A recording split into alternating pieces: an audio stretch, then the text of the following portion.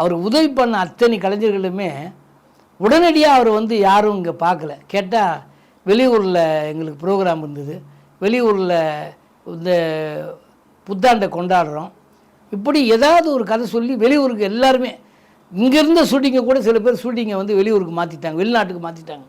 இப்போ வெளிநாட்டில் நாங்கள் வர முடியாது அப்படின்னு சொல்லி வந்தெல்லாம் பார்த்தாக்கா நினைவு அந்த அவருடைய சமாதிக்கு வந்தாங்க. எல்லோரும் சமாதிக்கு யார் வேணால் வரலாம்.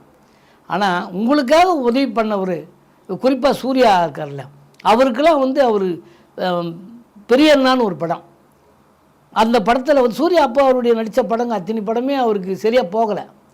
ஆனால் இவர் பெரியண்ணா படத்தில் அவர் கூட தம்பியாக வச்சுட்டு ஒரு படத்தை நடித்து கொடுத்தாரு. அதுக்கப்புறம் அவர் லைஃப் மாறிச்சு. அப்போது அவர் என்ன பண்ணியிருக்கணும்? அப்பேற்பட்ட மனிதன் மறைஞ்சிட்டார், ஐயோ நம்ம ஓடணும், உயிரோடு தான் போய் பார்க்க முடியல, இப்போது போய் பார்த்துருவோன்னு வந்திருக்கணும்.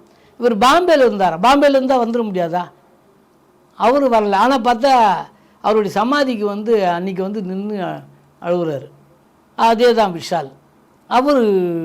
அவருக்கும் தெரியும் இவர் யார் என்ன எப்படிலாம் அவர் ஹெல்ப் பண்ணவர்ன்றது தெரியும் நல்லா. அவரும் அதே மாதிரி வரவே இல்லை. அவரும் வெளியூரில் மாட்டிக்கிட்டேன் என் சூழ்நிலை அப்படின்ட்டார். கடைசியில் அவர் ஓடி வந்து எப்போ வந்தார்? சமாதிக்கு வர்றார். சமாதிக்கு வந்து அழுகுறாரு, வந்து பேசி அப்புறம் சாப்பாடு போடுறாரு, அழுகுறாரு. அப்புறம் நடிகர் சங்கத்துக்கு நான் அவருடைய பேரை வைக்க சொல்கிறேன் அப்படிங்கிறாரு. பேர் வைக்கிறது இருக்கட்டும், அழுவுறது இருக்கட்டும், அன்றைக்கி எங்கே போனீங்க? அன்றைக்கி இருந்திருக்கணும்ல. அதெல்லாம் எவ்வளோ பெரிய வேதனையான ஒரு விஷயம் அது.